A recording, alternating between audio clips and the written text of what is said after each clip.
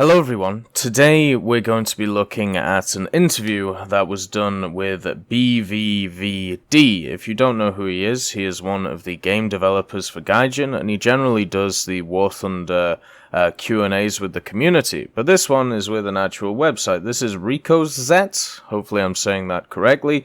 I believe this is a Polish website. If it isn't, I apologize.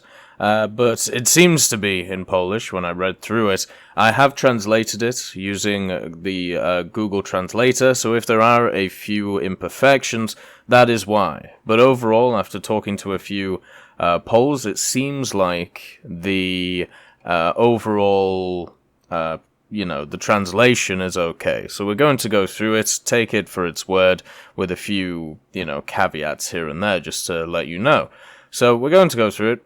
See what good old BVVD says. This one is mainly focusing on updates 1.77 and also the Daegor 5 engine, which are the two big things that have come to the game recently. So the first question is it possible to introduce a modular tank layout? For example, in the M1 Abrams, we have a 105mm gun. In modifications, one could discover, for example, a 120mm gun in the M1A1, and a player would have a choice mount the Tusk system or remove part of the armor. The answer, the differences between the M1 Abrams and the M1A2, well, he said the M1A1, but it doesn't really matter, are much greater than just caliber works. In the end, they are almost 20 years old. The tower is not the same. The armor is also quite different. Mounting 120mm guns on M1 Abrams will not make it an M1A1 straight away. It will still be an M1 Abrams. In addition to the historical truth, such a thing can be done in the game, but War Thunder is a simulator that puts reality on the mapping. Modularity is available for smaller systems if it does not drastically alter the capabilities of the machine.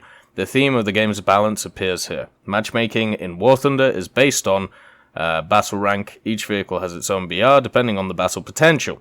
Thanks to this, during each battle, players have similar chances to win. The Tusk system, mentioned in the question, would give tanks a big advantage, especially in built-up areas. By default, M1 Abrams in War Thunder has a bit classification, or a BR classification, of 9.3. After installing the Tusk system, it would have to rise by half or even a whole point. It would simply be unjust. Therefore, if any modification significantly affects a tank's potential, we create its second version with an enlarged BR. However, other elements, such as the smoke grenade launchers, can be added to existing tanks without changing their original battle rank. So basically, what he's saying here, or at least the question is talking about the idea of adding in the World of Tanks idea, where you can get several different guns on the same chassis. Now, War Thunder has always opted to just have a completely different vehicle instead of mounting different guns or different armor. There have been a few differences which have been added to the game over the years, such as add-on armor, such as smoke grenades, such as even in the form of the BMP, where you have a different launching system for the ATGM and therefore a different ATGM. What is being asked for here is a drastic change to that. And even though over the years we have got closer to this drastic change, depending on what you define as a drastic change, the main thing is they want to create more vehicles to research in order to get these different guns, instead of just have a one vehicle which has access to all of the machines. Now, he also brings up a separate point which is incredibly true. There is more to the M1A1 and the M1A2 than just Tusk armor and also the 120mm gun. So therefore, just adding it straight to an M1 Abrams would not make an M1A1 or an M1A2. He's completely right in this regard. If they wanted to change their mind on this, what they would have to do is, for certain modifications, there would have to be a change in BR. So if you install, let's say, the 120mm on the M1 Abrams, your BR would have to change. So instead of having each vehicle have its own BR, it would also depend on modifications. I've talked about this in the past, and even in the current system in War Thunder, I think some systems should be implemented, because a stock vehicle is nothing like its fully upgraded vehicle, especially if we look at the higher tiers. The Challenger, for example, the Abrams for the example. The Abrams is a completely different machine when it is stock to when it is fully upgraded. The playstyle may be the same, but the survivability and also the amount of ability to kill targets is massively enhanced if you are fully upgraded. And this can pretty much go for any tank which has an insane ammunition progression. So the M46 is one of those vehicles, or the Patton 2 is probably a better example, the M47. These are two vehicles where the stock shells are not the best, and you have to unlock shells as you go along, and you realize until you get that last HEAT-FS shell, especially on the Patton 2, you are pretty much combat effective against the majority of targets you face. So until you are fully upgraded in that sense, you are not combat effective at your BR. So it would be worth maybe dropping the BR before you have those modifications and then raising it to its current level where it is actually balanced once it has those modifications. But that is not the question here, that is just something I've talked about in the past. How does the game engine interpret the concept of hitting our opponent's vehicle? So I'm guessing what it's talking about is a big old, thump when you hit someone, which back in the day, when we're talking about it, was hilarious, like how it worked. You would have two tanks hit and they would either meld together in a weird spasm, or they would fling off into the distance as if one of them was a catapult firing the other one into the sunset. So BVVD says, detecting hit and calculating the effects created in its consequences are very complex processes that are similar for all types of vehicles in the game, while the best seen in the case of tanks. I will try to explain in a short and simplified way what is happening on the hit, because it is a very extensive topic, and the moment the bullets hit the armor, the game checks several factors before even penetrating any penetration. Here, for example, is the possibility of a missile rebounding depending on its characteristics, the position of the vehicle, the angle of impact, or the construction of the armor itself. Penetration is then calculated. Again, on the basis of many other variables, the penetration values for a given type of projectile when attacked at a given angle or the type of armor. If the missile is not capable of penetration, it can also explode, in the case of shells, so we're talking about HESH here, or something like that, so such as HE, damaging the external elements of the vehicle. If, however, the shell penetrates the armor, it loses some of its strength and interacts with the next layers of armor, the internal elements of the machine or the crew itself. In any such case, inside the tank, there may also appear fragments, elements of damaged armor or equipment, causing further damage to the crew and modules around it. For each subsequent interaction, the calculations are made from scratch until the time the tank is destroyed. The projectile will destroy all kinetic energy, or it will explode, in the case of cumulative shells. It loses part of its strength and interacts with further layers of armor, internal elements of the machine, or the crew itself. In any such case inside the tank, there may also appear fragments, elements of damaged armor or equipment, causing further damage to the crew and modules around. For each subsequent armor or equipment causing further damage to the crew and modules around, for each subsequent interaction, the calculations are made from scratch until the time the tank is destroyed. The projectile will destroy all kinetic energy, or it will explode, in the case of cumulative shells. Wait, I've already read that. Sorry, I think the page moved on me. If any such case inside the tank, there may also appear fragments, elements of damaged armor or equipment, causing further damage to the crew and modules around it, for each subsequent interaction. The calculations are made from scratch until the time the tank is destroyed. The projectile will destroy all kinetic energy, or will it explode? Wait, no, they literally just repeated it.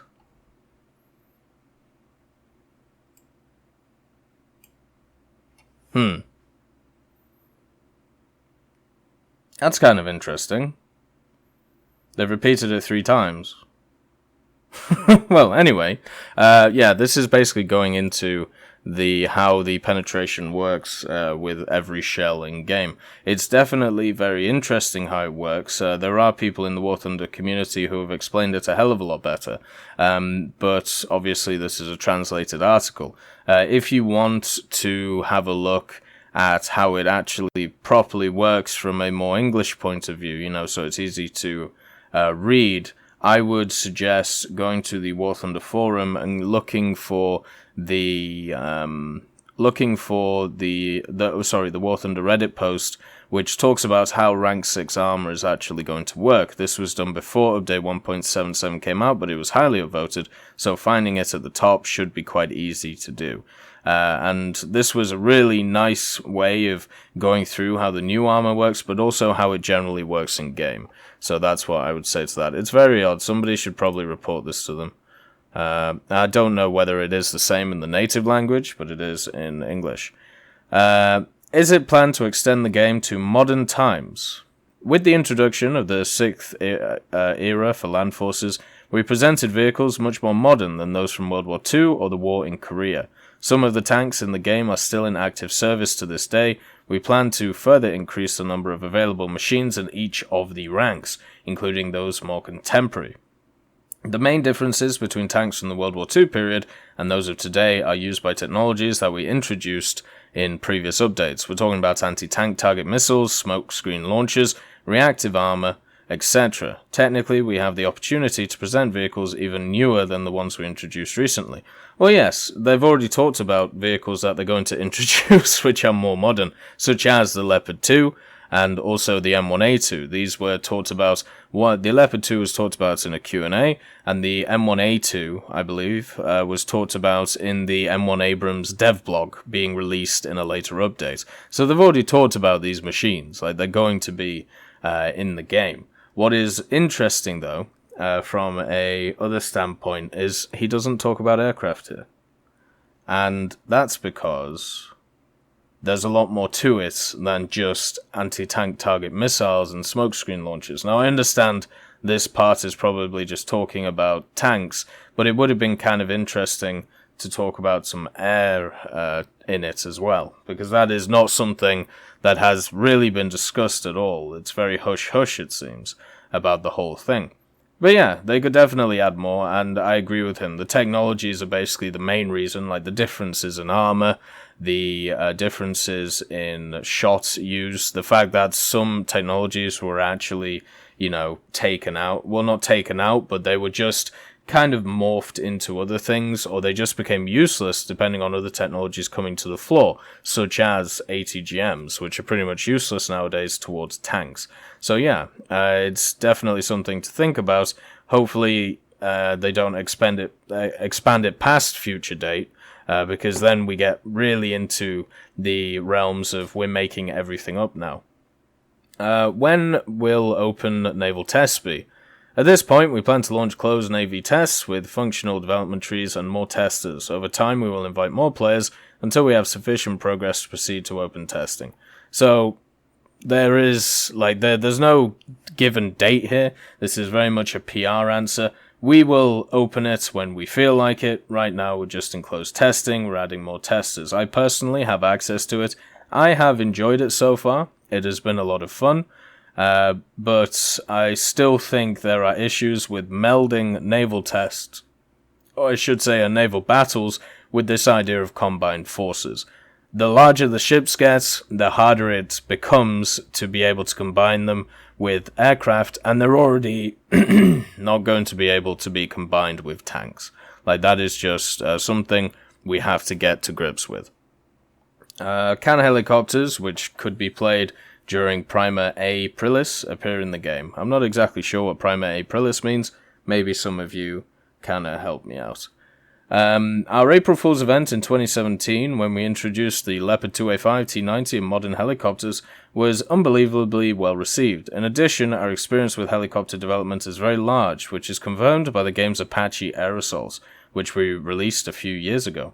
We are investigating the use of helicopters in War Thunder in battles at higher ranks, but at this point we cannot promise anything. So they're testing out whether it works or not. One of the issues for me personally with that April Fool's event with the helicopters was the fact that they were incredibly counterintuitive to control with a keyboard. Now, this generally happens in a lot of games when it comes to helicopters, but a lot of people have joysticks, so it shouldn't really be an issue if they want to play ground forces on the keyboard and helicopters with the joystick. The thing is, if they add in modern helicopters, they're going to get absolutely ass-blasted by the majority of jets that should be added if these helicopters are added alongside them. Even the jets that we have in the game now should be able to ass-blast the helicopters out of the air.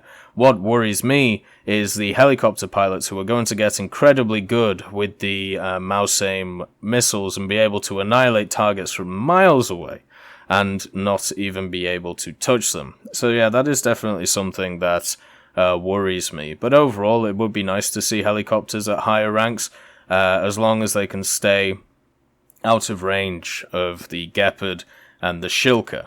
But then, would they become too dangerous? Because their counter would be jets, and if one team is able to get into helicopters early, which is something we do see quite a lot with people rushing caps, especially with the BT vehicles and stuff like that, then we could get a scenario where it becomes another snowballing effect.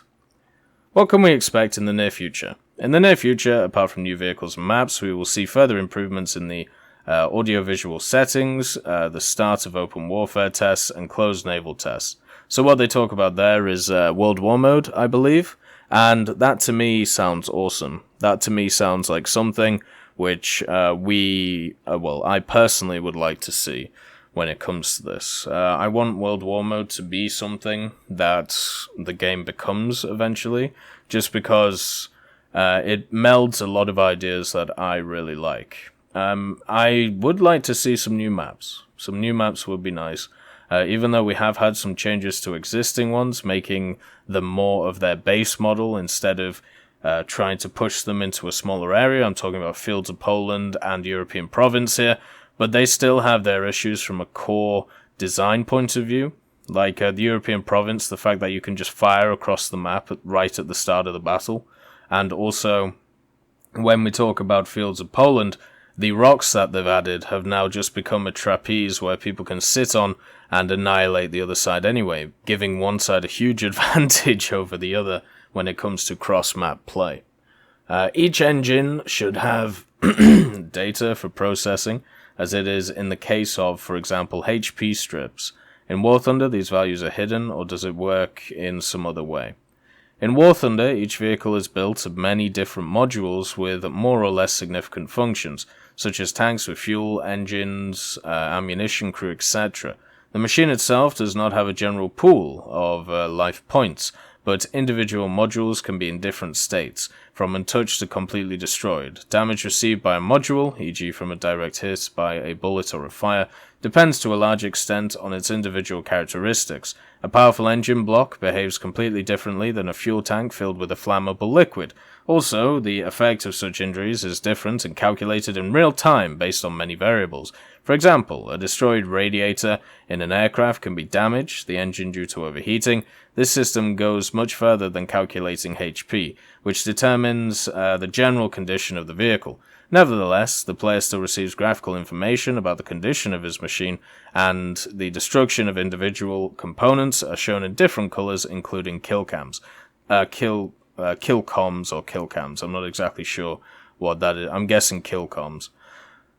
At the end of the day, if you boil everything down, it turns into HP bars.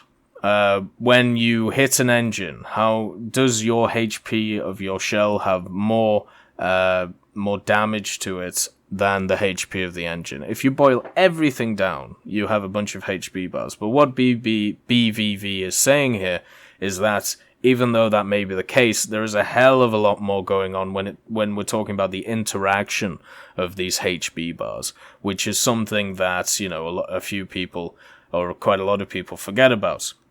There are a few factors in the game which it is literally, do you have enough damage to annihilate this? We saw recently with the Mike 10D official patch notes that the HP of specific barrels have been changed. So now the British barrels have the weakest out of all of them when it comes to HP, and the Russian barrels have the strongest. A lot of people have pointed to bias for this.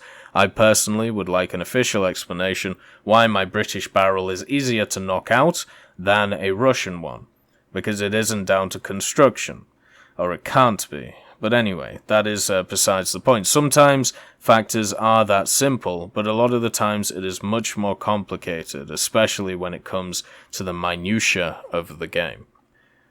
Are there any limitations of the Dagor engine when it comes to the number of rendered vehicles on the battlefield? Technically, there are no restrictions. The number of simultaneously used machines in the official game modes must, however, be close to a certain value.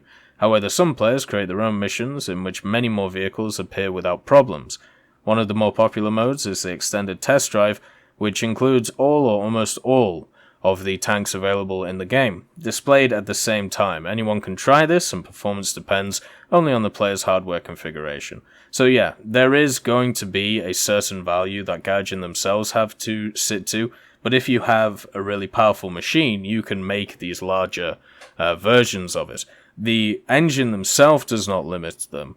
The power of the individual's machine limits them. So they have to work out what is the average machine, then cut a little bit from that, so, people can still play it who have lower-end machines, and that is the value set by Gaijin, not the engine itself, but the players who are playing it. What effect did the introduction of the new engine have on overall performance? If all these settings remained unchanged, we do not anticipate any negative changes in performance. This also applies to console versions. Some of the new effects introduced by the Dagor 5.0 engine, such as shadows or small objects, such as grass, can have a small effect on performance if they are turned on. Graphic settings in War Thunder can be customized in a very wide range, including settings for newly introduced effects. This allows players to adjust graphics according to their own computer configuration. However, the new Dagor 5.0 engine looks much better regardless of the settings. This is completely true. Basically, on my streams that I've been doing, I've been running medium graphics with HQTAA on top. This makes the game look like it's on max settings without having to task your computer. It may look slightly worse in certain areas, such as certain textures, and obviously if you're really looking at the shadows and stuff like that, but the majority of people aren't. So if you just even have it on medium graphics with a few of the options tweaked, it looks much better than it did before. Also, the performance-wise, when I play it on minimum, low, medium or high, I have got a slight performance boost. When I play it on max or movie, I have a slight performance, a negative performance effect. But what we're talking about here is for max and movie, about 10 FPS. For the rest, it's about 15. So on lower end, I'm getting more. On the higher end, I'm getting less. That seems to be my findings from this. What future changes can we expect? For example, will the option to enable HDR appear? In the near future, we plan to develop elements introduced in Update 1.77, such as dynamic lighting. We also want to improve the effects associated with fire and explosions. Support for HDR is not planned by us. Still, relatively few players have the opportunity to watch HDR.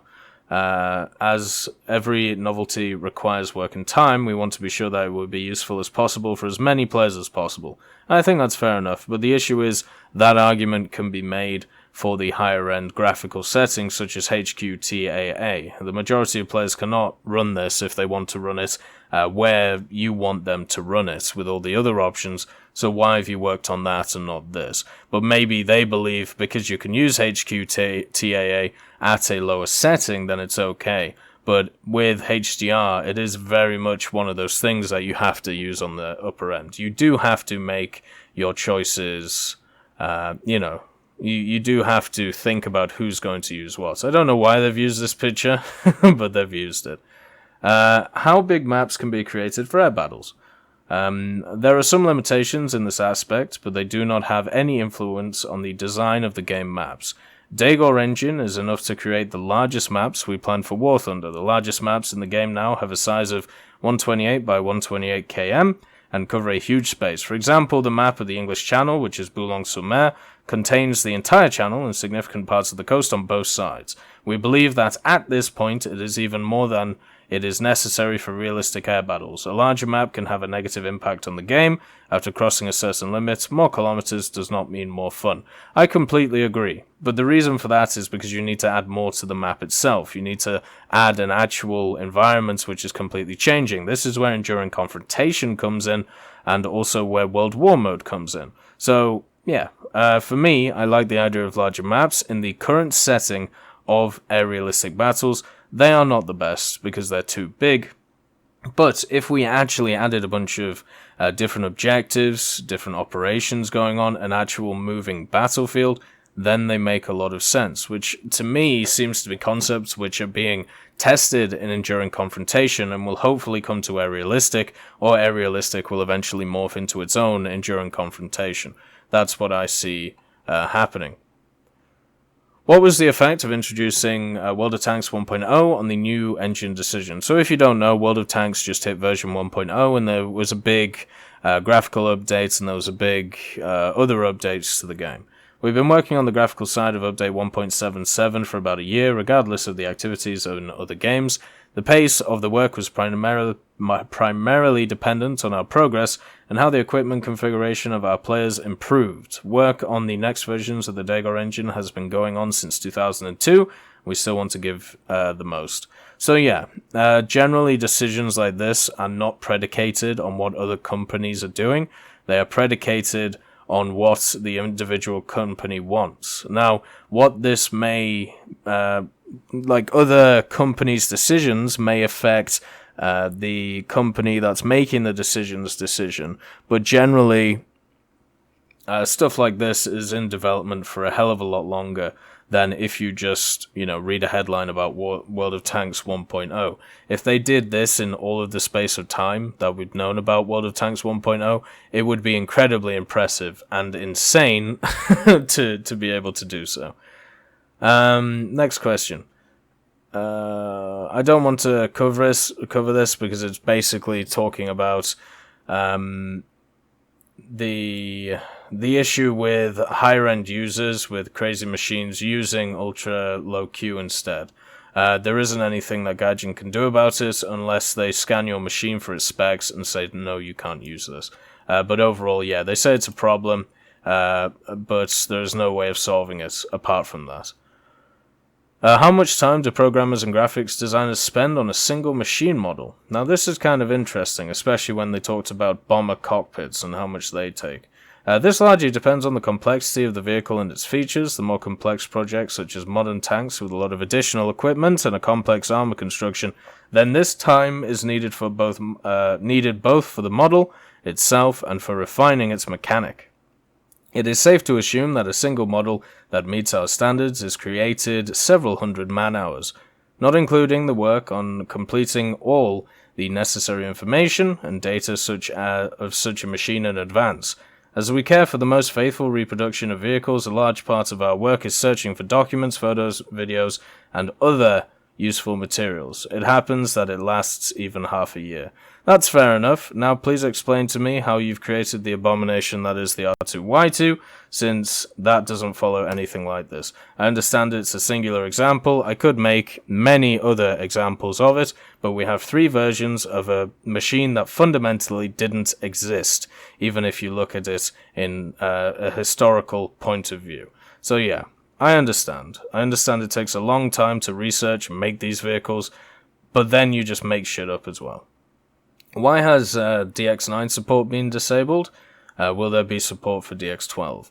War Thunder has abandoned the official support of DirectX 9 over a year ago. It's a very worn-out technology, limiting the possibilities of introducing more advanced elements. Abandoning it was necessary to be able to implement some of the improvements that appeared in Update 1.77, with increasing numbers and configurations during DX10 and newer. We could stop supporting 9 without any major obstacles. As for 12 and other new APIs like Vulkan, drivers for them, at least now, are poorly optimized, which may result in reduced system performance. We work internally to support low-level APIs, but we do not announce official support yet. Yeah, I completely agree with it. 9 nowadays even though it may have been great back in the day, it is severely outdated. And putting in supports for the newest level of these APIs is generally a bad idea, because when they first came out, they are horribly optimized. So it's much better to wait until they're stable and then put in the support for them. I think I agree with that decision. Go for a middling idea. So this is the big one that's going to get a lot of people talking. Who decided to add the Tiger II 105 to the tree?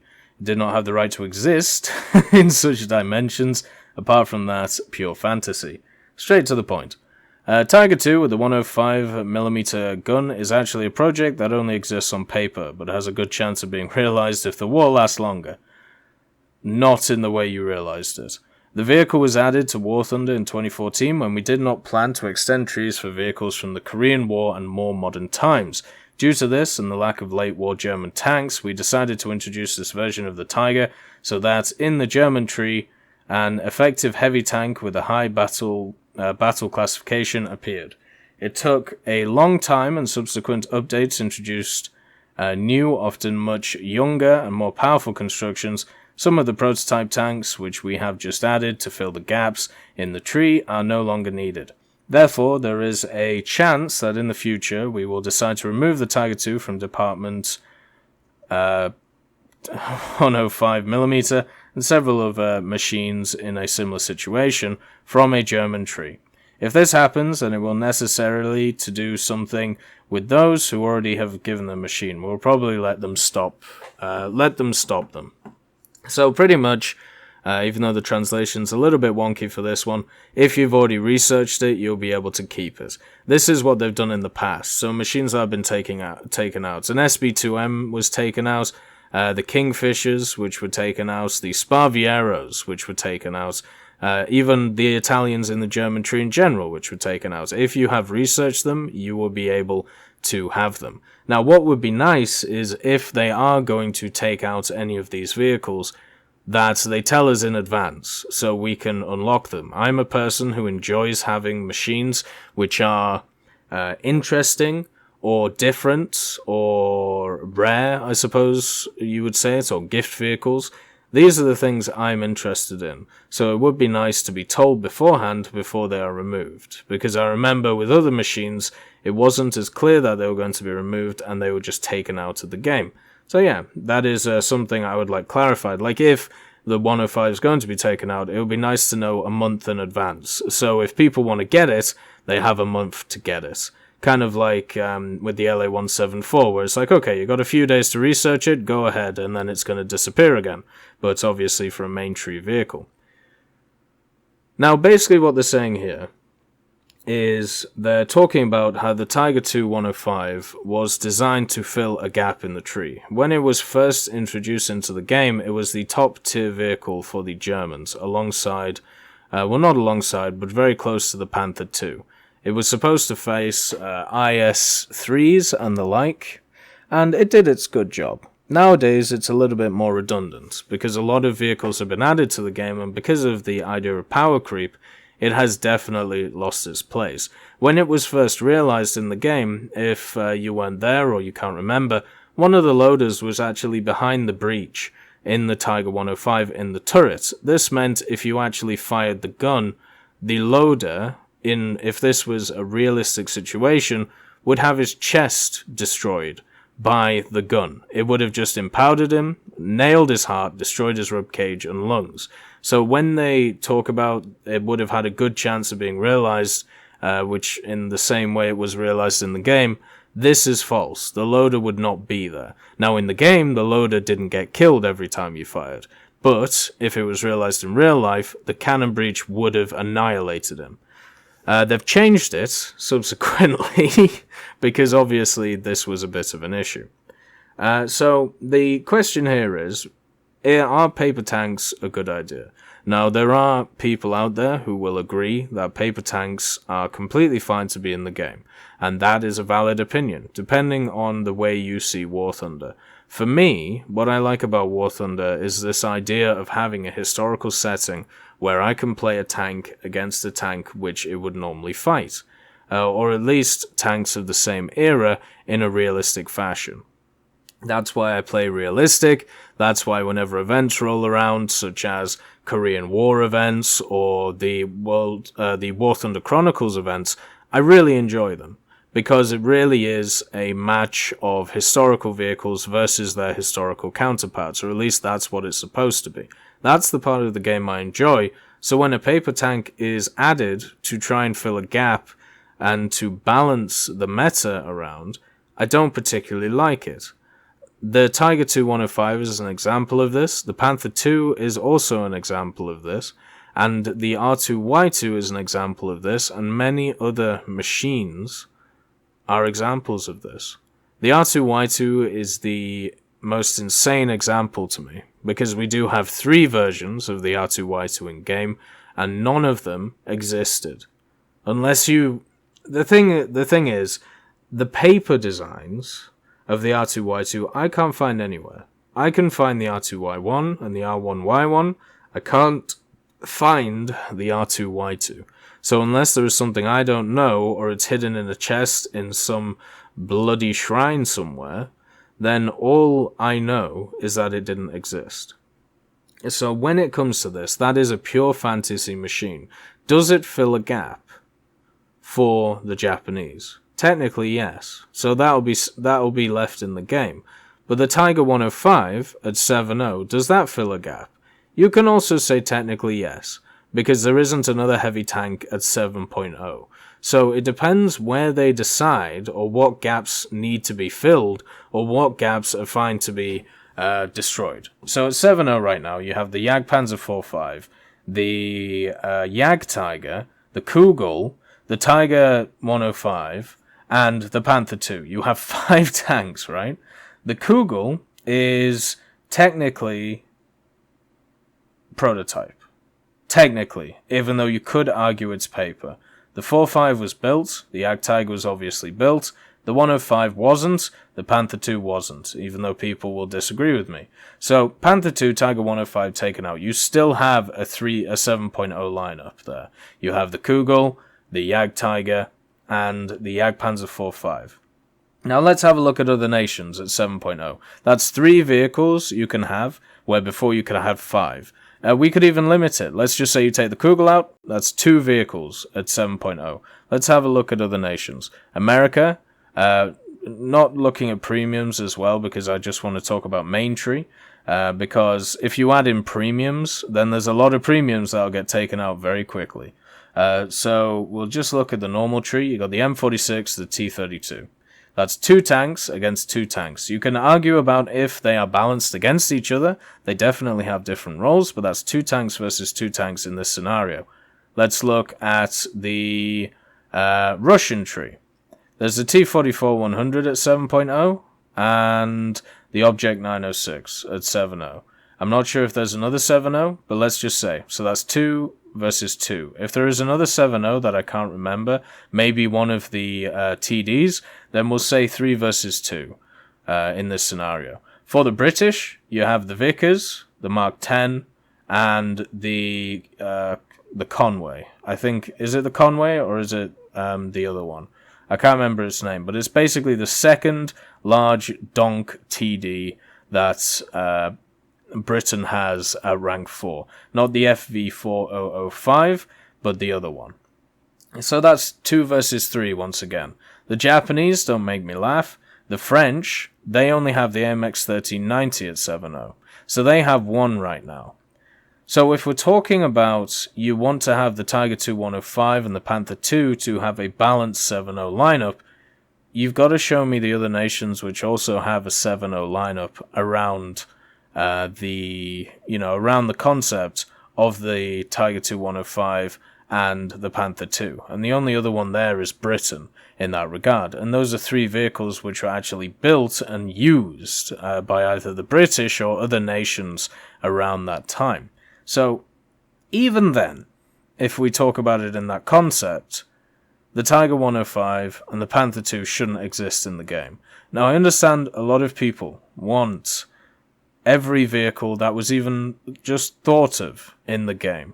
But when it comes to my point of view, from a point of balancing and historical accuracy, that cannot be the case. And you will always have these two ideas of conflicting ideas. Now, in the past, I talked about I don't even like prototypes. But now, I'm much more in favor of we can have prototypes. They just have to have actual documentation on, their flight performance or their gun performance or what rounds they use. Basically the testing general information you will get out of a vehicle. So even then, I've loosened my ideas when it comes to historical accuracy. But this, to me, sounds like a good change. And I know a lot of people will be pissed off by that, and that's fine.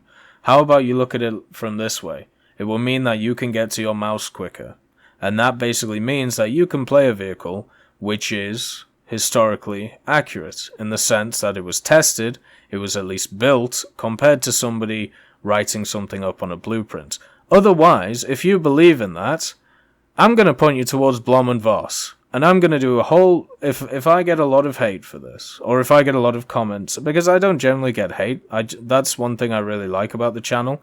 I don't get a lot of people, having a go at me. What I get is a lot of people disagreeing with me and explaining their points. And I just want to thank you for that, because it's really nice reading through them, especially the long, detailed ones. But the main... If there's a lot of people who are talking, giving their opinions, I'm going to go through some documents from Blom and Voss. And I'm going to ask you if you want these in the game. Because they're paper projects. They were drawn up by Blom and Voss, and they are absolutely insane. And they could fill up a whole 2 other German trees with them. But I personally don't want them in the game, because it would be insane. But anyway, I hope you enjoyed this video. This was a great Q&A, and it would be nice to see some other Q&As done in the same regard. Thank you for watching, and have a wonderful day.